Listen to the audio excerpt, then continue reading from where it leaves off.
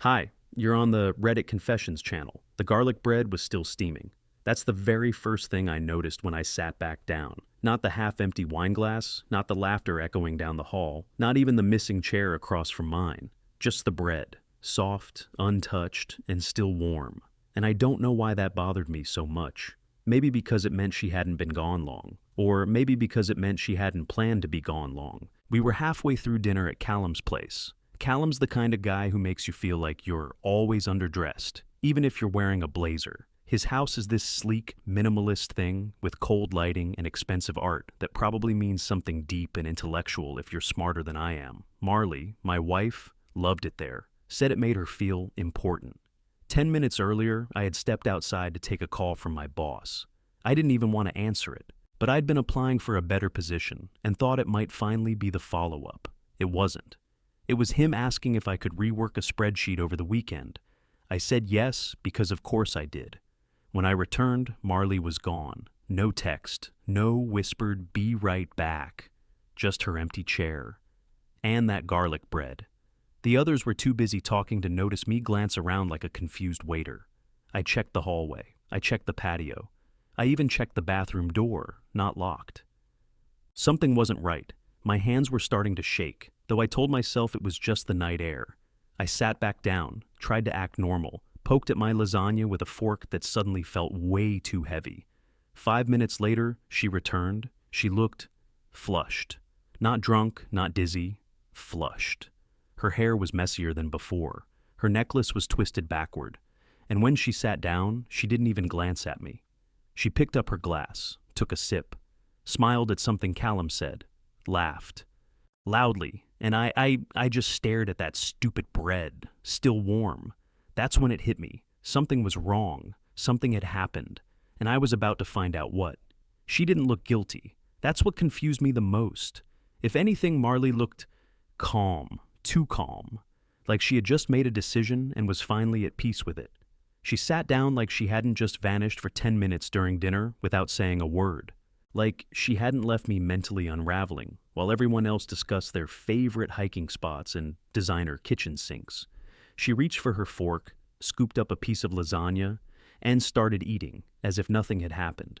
She didn't glance at me, didn't ask how the call went, no quick squeeze of my hand under the table, nothing. It was like I wasn't there. My stomach turned. I forced a small laugh at something Callum said just to keep myself from looking suspicious. I felt like I was pretending to be part of a scene while watching a different movie in my head. I kept thinking, where did she go? Why does she seem lighter? What did I miss in those 12 minutes? I noticed something else, her lipstick. It wasn't smudged. Marley always wore this wine-colored shade that left prints on every cup, napkin, and sometimes my shirt collar when she hugged me. But now it looked freshly reapplied, too perfect. And I knew she didn't carry her lipstick in that small black clutch she brought tonight. She hated lugging stuff around, as she always put it. That's when I saw him. Tall, wavy blonde hair, slightly undone shirt collar. I hadn't noticed him before I stepped out, but now he was sitting 2 tables over with a different group. Laughing too loudly, glancing around the room casually, until his eyes met hers. Not mine. Hers. It was one of those glances that lasts just a second too long. The kind that doesn't belong in public. The kind you see between characters in a drama right before everything explodes.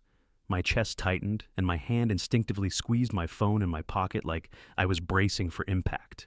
She didn't even look back at him, thus she just kept eating. I leaned over and whispered, "Everything okay?" She paused, turned to me with a small smile that didn't quite reach her eyes, and said, "Yeah, of course." Why? I don't know how I managed to smile back. Maybe I've gotten good at pretending too. After dessert, I excused myself again, this time pretending I had to make another call. I didn't. I walked out through the side patio and made a slow circle around the building, letting my thoughts spin. As I passed by a set of frosted windows, I saw shadows move inside, 2 figures close together in the hallway just beyond the kitchen. I stopped. The man leaned in and whispered something to the woman. She didn't step away. My pulse pounded in my ears. I couldn't see their faces clearly, but I didn't have to. I recognized her laugh. I stood there, outside the frosted window, my breath clouding the glass as I strained to make sense of what I was seeing. The outlines weren't sharp, just vague silhouettes behind warped glass and golden hallway light.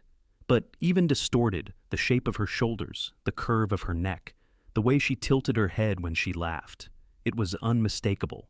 It was Marley, and the laugh that followed wasn't the one she used with me during movie nights or on quiet Sunday mornings. It was the one I hadn't heard in months, the one she'd stopped sharing with me, and now I knew why. It had never gone away. It had just changed direction.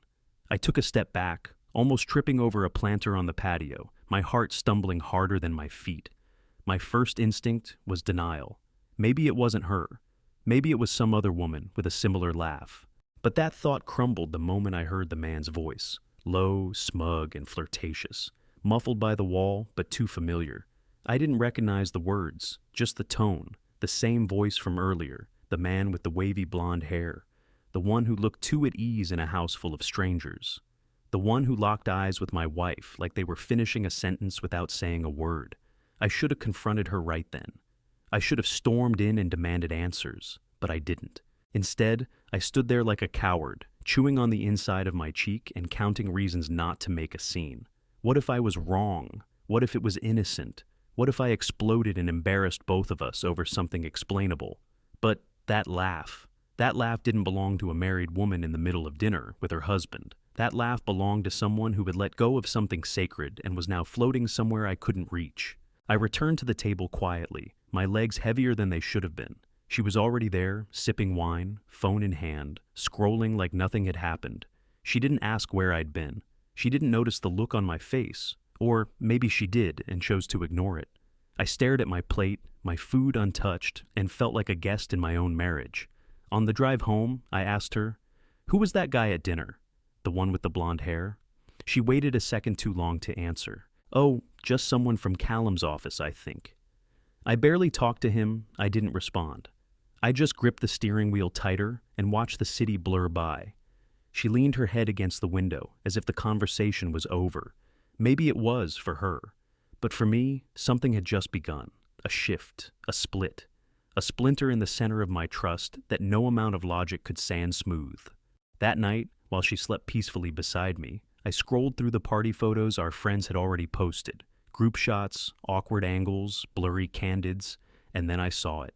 In the background of one photo, taken while I was outside on the phone, was Marley, pressed against that man, her face dangerously close to his, and her hand was resting lightly on his chest.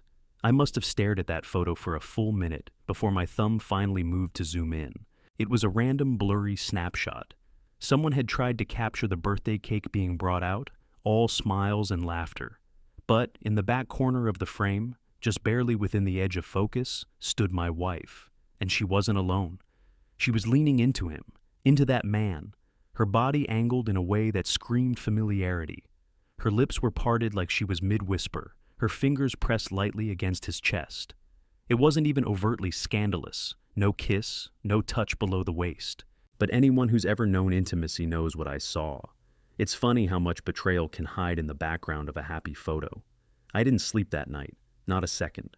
I lay beside her, listening to her breathe, while my mind raced through every interaction from the past few months. The late meetings, the sudden interest in working out again, the way she laughed harder at her phone than she did at anything I said. All the pieces were there, but I had been too naive, or maybe too desperate, to put them together. The next morning, over coffee, she was humming. Actually humming. She never hummed. Marley was always quiet in the mornings, half asleep and borderline grumpy until her second espresso kicked in. But today she practically floated around the kitchen like she was in some whimsical indie film. I watched her move, watched how she smiled at her reflection in the microwave door, watched how she kissed the top of my head with absent-minded affection, like I was a pet, a background prop. "You're in a good mood," I said, trying to sound casual. She blinked. "Yeah? I guess I just slept well." I wanted to throw my mug across the room. Instead, I sipped my coffee and pretended not to see the way her phone lit up with a message from a number she had saved without a name. Just a single emoji as a notification, one I hadn't sent her in years. By noon, I knew I couldn't sit still anymore. I called out sick from work, said I had a stomach bug, and drove to Callum's office. I didn't even know what I was looking for. I just knew I had to do something, anything to confirm that what I felt was real. Callum wasn't in, but his receptionist was, and I played dumb. "Hey, I was at the party last night," I said. "There was a guy there. Tall, blonde, open shirt. Works here maybe, just trying to remember his name." He seemed familiar. "Oh, you mean Chase?" she answered without hesitation. "Yeah, he was here late with Marlee a few times last month. They're working on that charity gala together, right?" I think I mumbled something back. I honestly don't remember. My brain stopped recording after the words, "here late with Marlee." She hadn't told me about any charity gala. I didn't even know she was involved in one. When I got back in the car, I just sat there, staring at the dashboard, breathing like I'd run a marathon. The pieces weren't just fitting together now. They were locking into place with sickening clarity. It wasn't a one-time flirtation. It wasn't harmless. It was something ongoing, something rehearsed, something alive. And I had been the quiet, smiling, clueless man standing right beside it the entire time. I didn't confront her that day. I couldn't. I know that makes me look weak, pathetic even, but I wasn't ready. I was scared of how easily she might confirm everything, scared she wouldn't even try to deny it. I wasn't prepared to hear her voice bend around a lie that had clearly been lived in, so instead, I went home, cleaned the kitchen, and vacuumed the living room like a man trying to keep the structure of his life from collapsing by polishing the floor. That evening, I asked her casually about her plans for the week. She mentioned a volunteer committee thing on Thursday night, and said it with such smoothness that it almost sounded scripted. I nodded along like a trained audience member. I could barely look at her. My heart was working overtime, trying to keep my face from cracking, and she was just radiant. She even touched my arm twice that night, complimented my haircut, which I hadn't had in 3 weeks. I started noticing other things too, her sudden habit of turning her phone face down, the soft humming returning while she did dishes, the lingering scent of a different cologne when she hugged me, like it had transferred from someone else, and worst of all, her peace. That's what got to me the most. She wasn't restless or guilty. She was relaxed, like she'd finally taken a deep breath after holding it in for too long. I was still struggling to breathe. Thursday came. She left in a rush, hair curled tighter than usual, heels I hadn't seen in months clicking against the hallway tiles like gunshots. I didn't follow her, not then. Instead, I waited. I stared at the clock for 2 hours before the anxiety chewed through my restraint. I grabbed my keys and drove to Callum's office, parked across the street, and waited in the shadows like some cliché private investigator in a low-budget drama. I felt ridiculous and heartbroken at the same time. But when I saw her walk out just after 9, with him, I knew I wasn't insane. They weren't holding hands or doing anything overt, but their bodies moved in sync. She laughed and tilted her head toward him. He brushed her elbow with his hand casually, confidently. The kind of touch that doesn't ask permission anymore. They stood by his car, talking longer than people do when saying goodbye. He leaned in. She didn't step back. I couldn't see their faces clearly, but the shape of the moment was undeniable. I drove home shaking, not angry, just hollow. I didn't cry, not yet. I just sat on the edge of our bed, staring at a framed photo of us from 4 years ago. Marlee had her hand on my chest in that picture too. But back then, it meant something. When she walked in 40 minutes later, her lipstick was smudged for the first time in weeks. She smelled like mint and vanilla, and someone else's cologne. She kicked off her shoes, gave me a lazy smile, and said, "Sorry, it ran late." I looked at her, really looked at her, and asked, "Was it worth it?" She blinked. "What?" I didn't repeat it. I just nodded slowly, like I was answering myself. She froze for a second, then laughed awkwardly, brushing it off. "You're being weird tonight." I didn't argue. I didn't press. I just said, "Yeah, maybe I am." She walked past me into the bathroom, humming again, and I sat there, realizing that the worst part of betrayal isn't the kiss, or the lie, or the late nights. It's the moment they stop pretending you matter. The following morning, I didn't bring it up. I couldn't. Not because I forgave her, not because I was trying to be noble, but because I didn't know how. How do you ask someone you love when exactly they stopped loving you back? What kind of wording do you use for that? Hey, when did I become invisible to you? Or maybe, was it the second guy or the third? I didn't know what would hurt more, her answers or her silence. She was in a rush again. Something about a meeting downtown, a client brunch. She barely touched her coffee. Didn't kiss me goodbye. Just shouted something about feeding the cat and disappeared into her phone before she disappeared out the door. I stayed home that day. Didn't call in sick. Didn't make excuses. I just stayed, sat in the quiet, and walked room to room in our apartment, staring at the pieces of a life I had curated around her, the books we never read together, the throw pillows she insisted on buying, the photos on the fridge where I smiled like I'd never known better. I don't know what came over me, but I picked up her tablet. She rarely used it anymore. It had become more of a decorative item on our coffee table, but I turned it on anyway. Maybe I was hoping to find nothing. Maybe I was praying for some kind of digital alibi to undo what I already knew. Instead, it unlocked without a password and opened to a browser tab that hadn't been closed. The search history was there. I didn't even have to scroll far. Discreet hotels downtown. Do hotel apps notify you when someone checks in? How to delete hotel loyalty points history. And one that hit harder than the rest. How to tell your husband you're not in love anymore. I didn't move. I couldn't. I just stared at the screen until it dimmed and turned black, leaving my reflection on the glass, blank-faced, smaller than I remembered being. That night, I watched her from the hallway as she FaceTimed someone. I didn't mean to eavesdrop. I had gone to grab a charger from the bedroom when I heard her laugh. That same awful, freeing laugh. I stopped just before the doorframe, barely breathing. Her voice had changed. It wasn't cold like with me. It was playful, flirtatious. "Stop," she whispered to whoever was on the other end. "You're gonna get me in trouble." She was lying on our bed. Our bed. I know.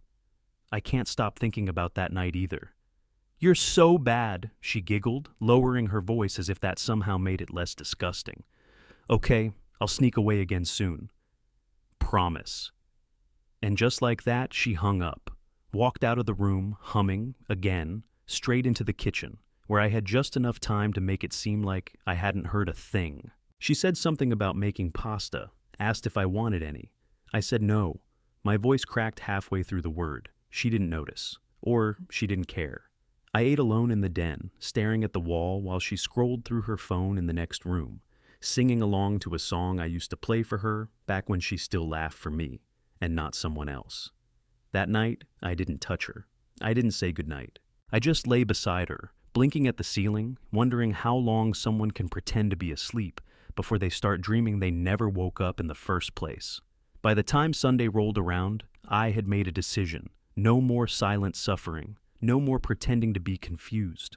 I knew what was happening, and worse, I knew she knew I knew.